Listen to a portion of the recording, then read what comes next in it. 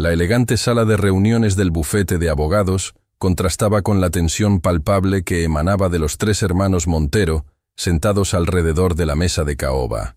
Raúl, el mayor, un médico reconocido de 42 años. Elena, la mediana, arquitecta de 38. Y Diego, el menor, profesor universitario de 35. Los tres compartían rasgos familiares evidentes. Ojos oscuros, pómulos marcados, barbilla firme. Pero mientras Raúl y Elena mostraban una furia apenas contenida, Diego parecía simplemente devastado. Todo el patrimonio familiar, comenzó Elena, deslizando una carpeta hacia el abogado. La casa de Salamanca, los 2 apartamentos en Madrid, la finca en Extremadura, las acciones en varias empresas y las cuentas bancarias. Aproximadamente 8 millones de euros en total. Todo para Víctor. Nosotros 3, borrados completamente del testamento. El abogado revisó los documentos. Un testamento firmado por Alberto Montero Fuentes 6 meses atrás, dejando todas sus posesiones a su hijo primogénito, Víctor Montero Vega, de 45 años, con la única condición de que cuidara de su padre hasta el final de sus días. El documento estaba en regla, firmado ante notario, con 2 testigos. Nuestro padre padece Alzheimer, explicó Raúl, con la precisión de quien está acostumbrado a dar diagnósticos médicos. Los primeros síntomas aparecieron hace aproximadamente 4 años. Progresión lenta al principio, pero en el último año se ha acelerado considerablemente. Cuando firmó este testamento, ya presentaba episodios frecuentes de confusión y pérdida significativa de memoria a corto plazo.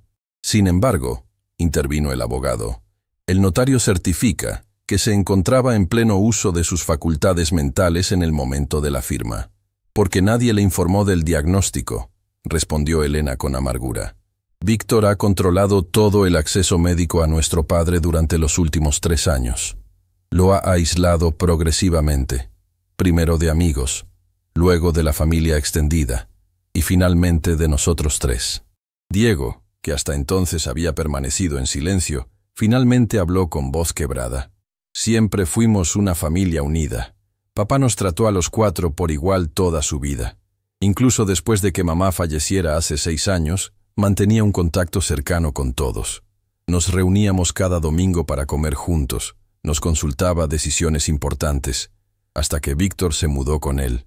El abogado observó los sutiles intercambios de miradas entre los hermanos, buscando indicios de algún conflicto anterior que pudiera explicar un cambio tan drástico en la voluntad de su padre. ¿Su hermano Víctor tenía algún motivo para guardar resentimiento hacia ustedes? ¿Algún conflicto familiar no resuelto? Los 3 negaron enfáticamente. Víctor siempre fue el más cercano a papá, explicó Raúl. Compartían la pasión por la empresa familiar de importación de vinos que mi abuelo fundó. Ninguno de nosotros 3 mostró interés en continuarla. Todos elegimos carreras diferentes. Papá respetó nuestras decisiones y Víctor asumió naturalmente el negocio. Pero jamás hubo tensión por ello. ¿Cuándo notaron los primeros cambios en la actitud de su padre hacia ustedes? Elena sacó una pequeña libreta donde había estado documentando meticulosamente los eventos de los últimos años. Hace aproximadamente 3 años, poco después de que Víctor se mudara a casa de papá tras su divorcio. Al principio fueron pequeños comentarios. ¿Por qué no vienes más a menudo? O ya no te importo. Comentarios que no tenían sentido, porque nuestra rutina de visitas no había cambiado. Luego, continuó Diego, comenzaron las acusaciones. Papá me reclamó por no haberle devuelto un dinero que supuestamente me había prestado. Nunca hubo tal préstamo. A Elena la acusó de haberse llevado joyas de mamá. A Raúl de haber diagnosticado mal a un amigo suyo que falleció, cuando Raúl ni siquiera lo había tratado. Pensamos que eran síntomas del Alzheimer, añadió Raúl. Confabulaciones, recuerdos falsos. Es común en esta enfermedad. Pero hace 2 semanas, cuando nos reunimos los 3 y comparamos experiencias, notamos un patrón perturbador. Todas las acusaciones, concluyó Elena, nos pintaban como desagradecidos, aprovechados o negligentes. Y siempre, en contraste, estaba Víctor como el hijo perfecto, el único que realmente se preocupaba por él. ¿Alguna vez has sentido que alguien intentaba manipular la percepción que otros tienen de ti? La manipulación emocional puede ser devastadora, especialmente cuando involucra a seres queridos. Si esta historia te resulta impactante, apóyala con un like mientras descubrimos los detalles de esta traición familiar. El abogado tomó notas detalladas. La situación descrita era, desafortunadamente, demasiado común. Un familiar que aprovecha la vulnerabilidad mental de un anciano para influir en decisiones patrimoniales. Lo complicado era demostrarlo, especialmente cuando existía un testamento formalmente válido. ¿Qué les hace pensar que su hermano ha manipulado deliberadamente a su padre? Más allá de estas coincidencias, los tres hermanos intercambiaron miradas antes de que Diego sacara de su maletín un pequeño cuaderno de tapas azules desgastadas.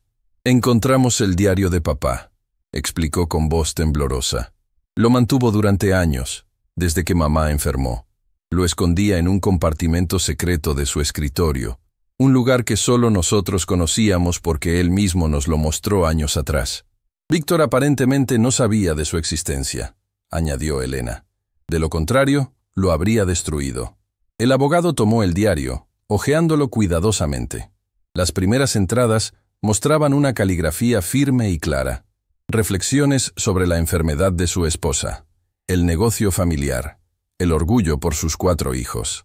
Conforme avanzaban las páginas, la letra se volvía progresivamente más irregular, con algunos pasajes confusos, pero otros de sorprendente lucidez. «No estoy perdiendo la cabeza completamente», decía una entrada de hacía 3 años. «Tengo momentos buenos y malos. En los buenos, sé exactamente quién soy y lo que está pasando. Es como si la niebla se disipara temporalmente». El abogado continuó leyendo hasta llegar a entradas más recientes, donde Alberto Montero documentaba su creciente confusión y, más preocupante aún, su percepción de los eventos familiares. «Víctor dice que Elena no vino a verme en mi cumpleaños. Estoy seguro de que sí estuvo aquí. Le recuerdo claramente trayendo un pastel. Pero Víctor insiste en que lo he confundido con el año pasado. ¿Es posible que esté mezclando recuerdos otra vez?». Y más adelante, Víctor me mostró extractos bancarios donde aparecen transferencias a Raúl. Grandes sumas que no recuerdo haber autorizado. Cuando le pregunté a Raúl, lo negó todo. ¿A quién debo creer? Mi memoria es cada vez menos confiable. La entrada más reveladora, escrita con letra temblorosa pero legible, databa de aproximadamente 8 meses atrás. «Estoy tomando demasiada medicación. Me siento aturdido la mayor parte del tiempo. Le pedí a Carmen, la enfermera, que me mostrara qué estoy tomando exactamente, pero Víctor la despidió esa misma tarde. Dijo que la sorprendió robando. No lo creo. Carmen llevaba con nosotros más de 5 años. Pero Víctor insiste, y ahora ha contratado a una nueva enfermera que solo habla con él. Me dan las pastillas en pequeños vasos. Cuando pregunté qué son, me dijeron que lo mismo de siempre, pero los colores han cambiado. Algo no está bien». El abogado cerró el diario, visiblemente impactado por su contenido. «Este documento es extraordinariamente valioso, pero no suficiente por sí solo. ¿Han intentado hablar directamente con Víctor sobre esto?». «Lo intentamos hace una semana», respondió Raúl. «Fue entonces cuando nos enteramos del testamento». Víctor se mostró ofendido, incluso dolido por nuestras acusaciones infundadas. Dijo que papá había decidido libremente dejarle todo a él porque era quien había sacrificado su vida personal para cuidarlo, mientras nosotros seguíamos con nuestras carreras y familias.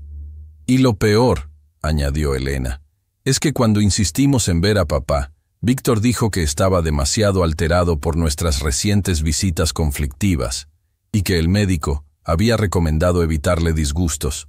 No hemos podido verlo en 2 semanas». El abogado evaluó cuidadosamente la situación.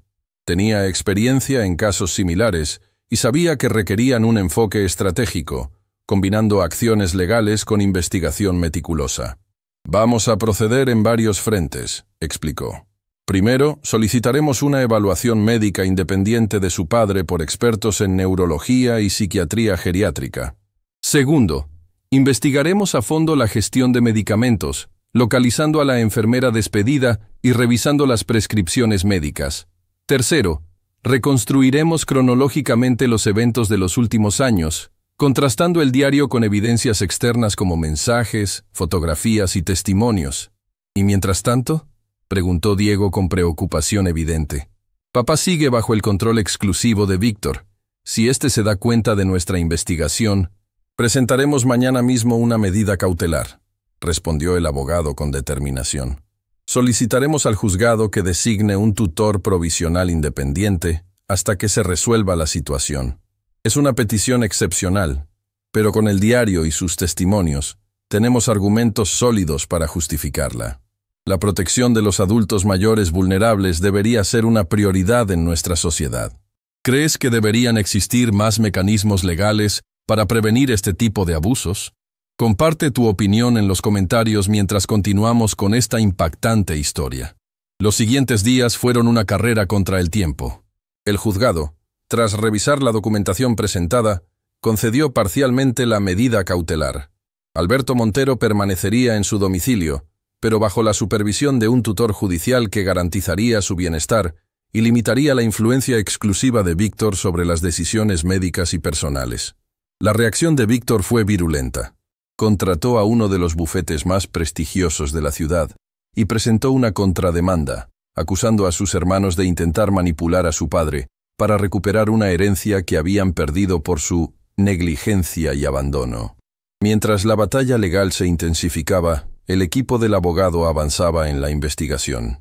Localizaron a Carmen Rodríguez, la enfermera despedida, en una pequeña localidad a 100 kilómetros de la ciudad. Su testimonio resultó revelador. El señor Alberto recibía inicialmente solo los medicamentos prescritos por su neurólogo para el Alzheimer, explicó Carmen. Pero aproximadamente 6 meses después de que el señor Víctor se mudara a la casa, comenzó a recibir también ansiolíticos y sedantes. Cuando cuestioné estas nuevas medicaciones, el señor Víctor me mostró una prescripción del doctor Sánchez, pero nunca vi al doctor visitar la casa. ¿Notó cambios en el comportamiento del señor Montero tras estas nuevas medicaciones?, preguntó el abogado. Absolutamente. Pasó de tener períodos de notable lucidez a estar constantemente aturdido.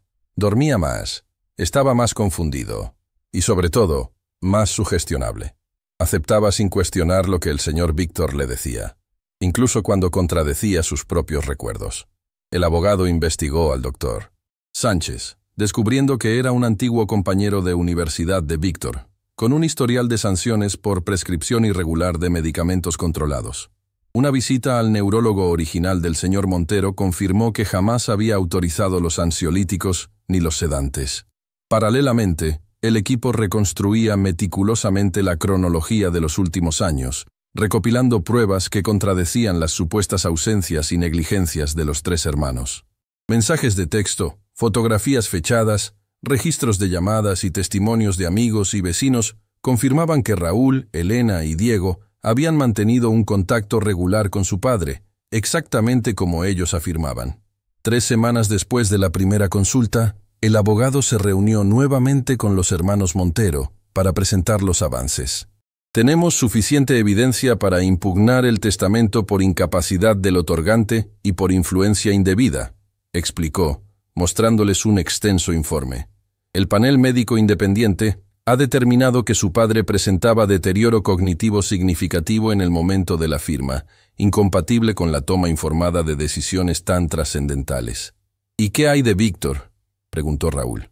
No solo manipuló a papá para quedarse con todo, le administró medicamentos innecesarios que aceleraron su deterioro. Eso nos lleva a un terreno más grave, respondió el abogado. Estamos considerando presentar cargos por maltrato a persona vulnerable y administración fraudulenta de medicamentos. Pero necesitamos ser estratégicos. Una acusación criminal podría complicar el proceso civil de impugnación del testamento. La decisión sobre cómo proceder fue interrumpida por una llamada urgente del tutor judicial. Alberto Montero había sido hospitalizado tras un episodio de desorientación severa. Los análisis médicos revelaron niveles peligrosamente altos de benzodiazepinas en su sangre, muy superiores a cualquier dosis terapéutica razonable. Cuando los hermanos llegaron al hospital, se encontraron con una escena inesperada. Víctor discutía acaloradamente con el médico de guardia, insistiendo en que se le permitiera llevarse a su padre a casa. Al ver a sus hermanos, su rostro se transformó en una máscara de furia, apenas contenida. ¿Satisfechos?, espetó. Habéis conseguido alterar a papá hasta el punto de que ha tenido una crisis. Siempre fuisteis iguales, poniendo vuestros intereses por encima de su bienestar. Los niveles de medicación en su sangre indican claramente sobredosis, señor Montero, intervino el médico. Como responsable de su cuidado, deberá dar explicaciones. Esa noche marcó un punto de inflexión en el caso. La hospitalización forzosa llevó a una investigación médica que documentó el patrón de sobremedicación. El juez, ante la nueva evidencia, amplió las medidas cautelares. Alberto Montero sería trasladado a una residencia especializada en demencias, donde recibiría atención médica adecuada, y se prohibía a Víctor cualquier decisión sobre su tratamiento o finanzas. El maltrato a personas mayores puede ser sutil y difícil de detectar, especialmente cuando viene de familiares cercanos. Si sospechas de algún caso de abuso a un anciano, no dudes en buscar ayuda profesional. Dale like si crees que este tema merece más atención en nuestra sociedad. 2 días después, mientras el abogado preparaba la documentación para impugnar formalmente el testamento, recibió una visita inesperada. María López, la asistenta que había trabajado en casa de Alberto Montero durante más de 15 años, traía consigo una memoria USB. El señor Víctor no sabía que existía esto, explicó la mujer con nerviosismo evidente. El señor Alberto instaló pequeñas cámaras en su despacho y en el salón hace años, después de un robo. Me pidió que las mantuviera funcionando y que guardara las grabaciones. Decía que su memoria fallaba y quería poder recordar conversaciones importantes. El contenido de la memoria era devastador. Múltiples videos mostraban a Víctor manipulando sistemáticamente a su padre, desde sutiles distorsiones de la realidad. No, papá, Raúl no vino a verte ayer. Debió ser un sueño. Hasta mentiras flagrantes. Elena llamó mientras dormías. Dice que no podrá venir por un mes. Está demasiado ocupada. Particularmente impactante era una grabación de apenas 3 meses atrás, cuando Alberto, en un momento de lucidez, cuestionaba el borrador del Nuevo Testamento que Víctor le había presentado. Pero siempre quise que la casa de Salamanca fuera para Diego, se escuchaba decir al anciano. Era el deseo de tu madre. Diego ya no la quiere, respondía Víctor con voz suave pero firme. Me dijo que preferiría el dinero para irse al extranjero. Además, ¿recuerdas cómo te habló la última vez que vino? Te dijo que eras un viejo senil. ¿Eso pasó? No lo recuerdo así. Claro que no lo recuerdas bien, papá. Tu memoria está fallando. Por eso me pediste que te ayudara con el testamento, ¿recuerdas? Para asegurarte de que todo quedara como realmente deseas. El video mostraba a Alberto Montero frotándose las sienes, visiblemente confundido, mientras Víctor le acercaba un vaso de agua junto con varias pastillas. Toma tu medicación, papá. Te sentirás mejor, y no te preocupes por nada, yo me encargo de todo. Armado con esta evidencia irrefutable, el abogado convocó una reunión con el representante legal de Víctor, ofreciendo un acuerdo extrajudicial. Víctor podría evitar cargos criminales si aceptaba la anulación del testamento y renunciaba a cualquier control sobre las finanzas o cuidados médicos de su padre. La respuesta llegó 48 horas después, en forma de contraoferta. Víctor aceptaría la anulación del testamento y un reparto equitativo del patrimonio entre los 4 hermanos, pero exigía que se retiraran todas las acusaciones y se le permitiera mantener contacto supervisado con su padre. Es una oferta razonable desde una perspectiva puramente económica, explicó el abogado a los 3 hermanos. Recuperarían la parte de la herencia que les corresponde, pero deja sin castigo acciones que bordean lo criminal. Los hermanos Montero deliberaron largamente, conscientes de las implicaciones de cada posible decisión. Finalmente, Raúl habló en nombre de todos.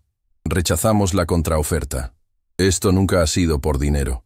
Se trata de justicia para nuestro padre, y de asegurar que Víctor no pueda hacerle más daño. Seguiremos adelante con la impugnación del testamento y con las acciones legales que sean necesarias. El caso judicial que siguió captó la atención mediática por sus implicaciones sobre la protección legal de ancianos con demencia.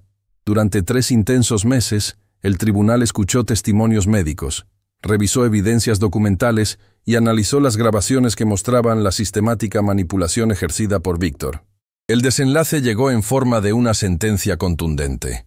El testamento quedaba anulado por haberse otorgado bajo influencia indebida y con el otorgante en estado de incapacidad no declarada pero evidente. El juez ordenaba la apertura del testamento anterior, fechado 5 años atrás, que distribuía equitativamente el patrimonio entre los 4 hijos. Además, En una decisión sin precedentes, el magistrado remitió el caso a la Fiscalía para investigación penal por posible maltrato a persona vulnerable, administración fraudulenta de medicamentos y estafa. Víctor Montero enfrentaría un proceso criminal separado. Cuando el abogado comunicó la sentencia a Raúl, Elena y Diego, la reacción no fue de júbilo, sino de sombrío alivio. ¿Qué pasará ahora con papá?, preguntó Diego, expresando la preocupación principal de los tres. El tribunal ha confirmado su incapacitación legal y ha nombrado a un tutor profesional, como habíamos solicitado, explicó el abogado. Continuará en la residencia especializada, donde está recibiendo atención adecuada. Según los últimos informes, al reducir la medicación innecesaria, ha recuperado cierto grado de claridad, aunque el Alzheimer sigue su curso inevitable. Las enfermedades neurodegenerativas como el Alzheimer hacen a nuestros mayores extremadamente vulnerables. Si te ha impactado esta historia, suscríbete a nuestro canal para más casos donde luchamos por proteger a quienes no pueden defenderse por sí mismos. 6 meses después, el abogado recibió una invitación para visitar a Alberto Montero en la residencia. Lo encontró sentado en un soleado jardín, visiblemente más delgado pero con una mirada más clara que cuando lo conoció por primera vez. «Mis hijos me han contado lo que hizo por nosotros», dijo el anciano con voz débil pero firme. «No recuerdo muchas cosas de los últimos años. Es como si hubiera vivido en una niebla constante. Pero ahora, en mis momentos buenos, puedo ver a 3 de mis hijos regularmente». «¿Cómo se siente respecto a Víctor?», preguntó cautelosamente el abogado. Alberto Montero contempló largamente el jardín antes de responder. «Es mi hijo, a pesar de todo. A veces, en mis peores momentos, me pregunto si realmente hizo todo lo que dicen, o si es otra confusión de mi mente enferma. Pero luego recuerdo fragmentos, conversaciones donde me sentía atrapado en contradicciones, donde dudaba constantemente de mis propios recuerdos». Una enfermera se acercó para indicar que era hora de la medicación. Alberto sonrió débilmente. «Ahora me explican cada pastilla que tomo. Es un pequeño control que valoro enormemente. Cuando pierdes la certeza sobre tus propios recuerdos, cualquier certeza externa se vuelve preciosa». Antes de despedirse, Alberto tomó la mano del abogado con sorprendente firmeza. «Gracias por ayudar a mis hijos a encontrar la verdad. No por la herencia material, que poco me importa ya, sino por la herencia más importante, el amor y el respeto entre hermanos, que Víctor casi destruye con sus mentiras». El caso de los hermanos Montero sentó un importante precedente judicial sobre la protección de personas con demencia frente a la manipulación familiar.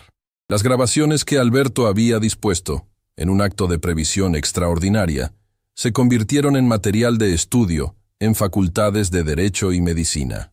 Víctor Montero fue finalmente condenado a 4 años de prisión por maltrato agravado a persona vulnerable y administración fraudulenta de medicamentos.